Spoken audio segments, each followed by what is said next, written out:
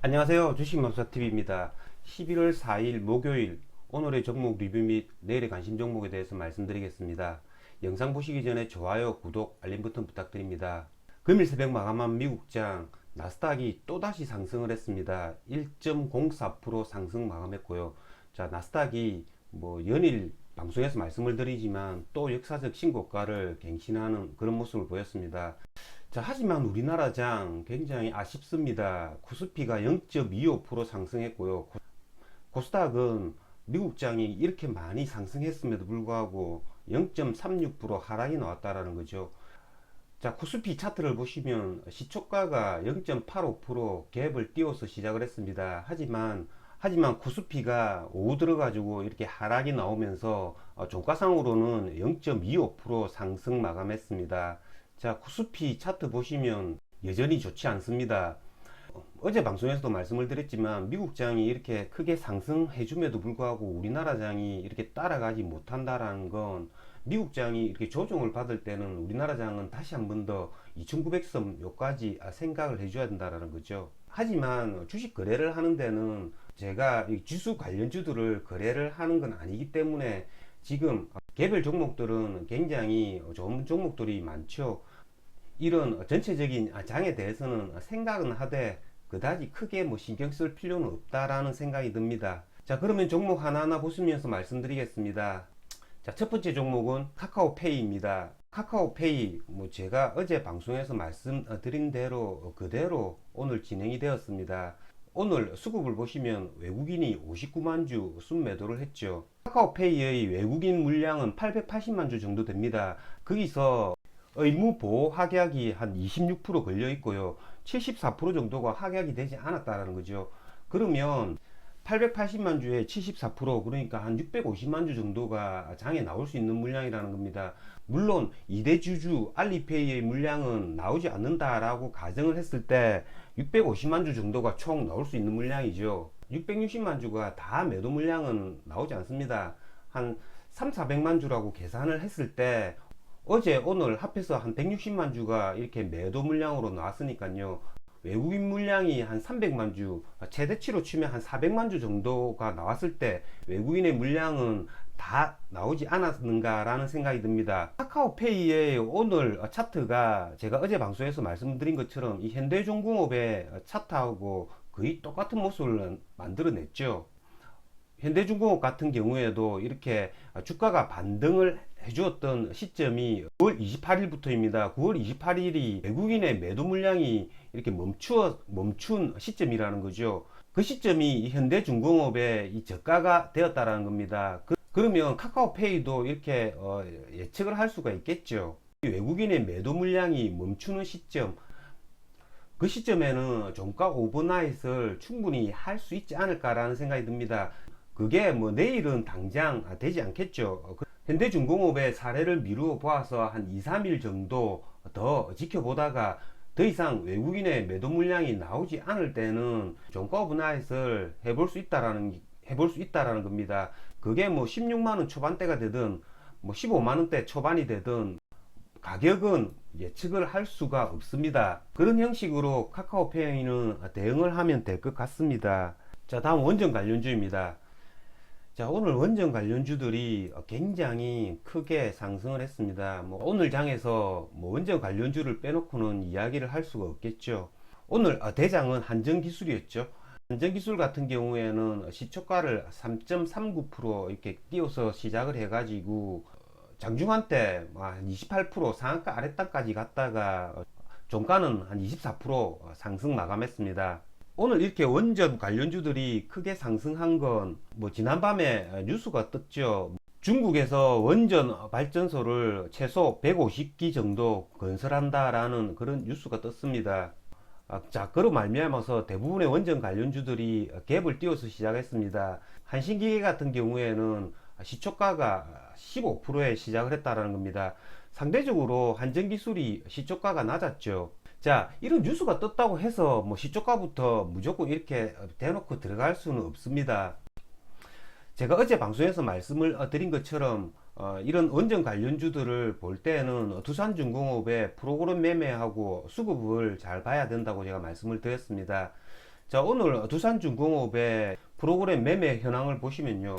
9시 10분쯤 되면 두산중공업이 프로그램 매수가 한 5만 주 정도 이렇게 들어오고요. 9시 30분쯤 되면 프로그램 매수가 한 20만 주 정도 이렇게 들어옵니다.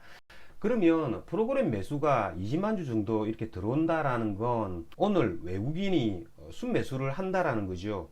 그러면 뉴스와 함께 이렇게 두산중공업이 프로그램 순매수를 한다라는 건 오늘 원전 관련주들이 슈팅을 해줄 수 있다라는 겁니다. 제가 어제는 두산중공업이 아침부터 이렇게 프로그램 매도가 나왔지만 오늘은 두산중공업이 프로그램 매수가 나왔다라는 거죠. 그러면 원전 관련주들을 고점 돌파 매매 차원에서 충분히 거래를 할 수가 있다라는 겁니다. 자, 저 같은 경우에는 뭐 다른 애들은 갭을 너무 크게 띄워 가지고 시작을 해 가지고 매수를 하지 못했고요. 두산중공업을 직접적으로 공략을 했습니다. 이런 자리죠.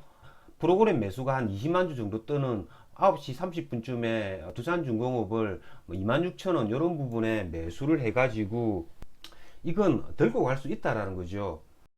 자, 왜냐하면 두산중공업의 26,000원 자리가 제가 계속 이렇게 강조했던 전고점 부분이었죠. 이 전고점 부분에서는 고점 돌파 매매 차원에서 충분히 거래를 할 수 있다라는 거죠. 자, 저 같은 경우에는 얘를 27,000원 부근에 전량 매도를 했고요. 그 다음에는 뭐 원전 관련주들을 크게 거래는 하지 않았습니다. 왜냐하면 오늘 1등이 이렇게 한전기술이었기 때문에 이 한전기술은 상한가를 가기란 굉장히 어려운 종목이죠. 만약에 오늘 뭐 1등이 뭐 가벼운 주식들이죠. 이런 한신기계나 뭐 일진파워 이런 애들이 오늘 1등으로 나섰으면 뭐 상한가 20% 부근에서 충분히 뭐 테마 거래라고 생각을 하고 거래를 했을 겁니다. 하지만 오늘 1등이 한전기술이었기 때문에 얘네들을 뭐 적극적으로 거래는 그 다음부터는 하지 않았습니다. 하지만 호 들어가지고 갑자기 이런 애들이 하락을 해줍니다. 그건 원전 관련주 중에 하나인 이 서전기전이 갑자기 이렇게 급락을 합니다. 이 서전기전이 뭐 이렇게 하락을 한 까닭은 부정당업자 제재 처분을 받아가지고 내년 4월 30일까지 공기업과 준정부 기관의 거래가 정지가 됐다라는 거죠. 뭐 그런 악재로 말미암아서 이 서전기전이 하한가를 맞습니다. 저 같은 경우에는 이렇게 하락을 할 때는 거래를 해주지 않았습니다. 하지만 종가에 이 두산중공업이 하락을 멈추고 26,250원 제가 아침에 매수했던 그런 가격대까지 이렇게 하락으로 장을 마감했다라는 겁니다. 오늘 두산중공업의 수급이 굉장히 좋았죠. 잠정 투자상에도 이렇게 기간의 매수세가 굉장히 많이 이렇게 유입이 됐다라는 거죠. 그래서 저 같은 경우에는 두산중공업을 종가에 매수를 했습니다. 내일 만약에 이 오늘 매수했던 외국인들이 또 뭐 차익 실현에 나선다면 저점에 물타기를 해가지고 단타로 뭐 충분히 손실 없이 나올 수 있습니다. 뭐 그런 전략을 가지고 오늘 두산중공업을 종가 오버나잇을 한번 해봤습니다. 내일 같은 경우에는 이 대장주인 한전기술 위주로 거래를 한번 해보겠습니다. 83,000원 중반대 지점, 이런 지점까지 내일 아침에 뭐 온다면 뭐 저점 매수 충분히 가능하다라고 생각이 들고요. 뭐 그 나머지 애들은 지금 현재 이렇게 굉장히 크게 출렁거리기 때문에 굳이 뭐 다른 애들을 건드리기보다는 한전기술, 두산중공업 위주로 내일은 거래를 해보도록 하겠습니다. 자, 다음은 2차전지 소재주들입니다. 자, 오늘 2차전지 소재주들 에코프로 BM 그리고 에코프로 이런 애들이 오늘도 크게 상승을 해 주었습니다.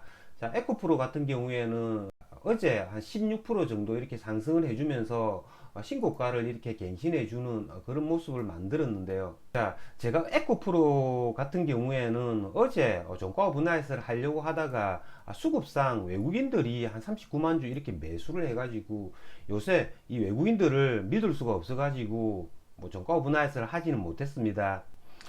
하지만 오늘 뭐 나스닥이 이렇게 상승을 해주면서 얘네들이 갭을 띄워 가지고 장중한테 9%까지 이렇게 상승을 해주는 기염을 토했고요. 오늘은 종가가 6.44% 이렇게 상승이 나왔다라는 겁니다. 에코프로 비행 같은 경우에도 이렇게 40만원대 이렇게 저점을 확인하고 연일 이렇게 상승해주는 그런 모습을 보이고 있습니다.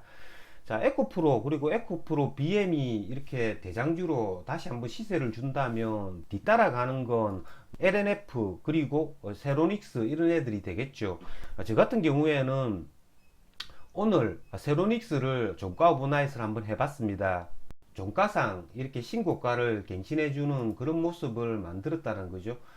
이전에 보시면 에코프로 BM이 먼저 이렇게 상승을 해주고 그 다음에는 뭐 LNF 그리고 LNF의 최대 주주죠. 이 세로닉스가 같이 뒤따라 올라가는 그런 모습을 보인 적이 많습니다.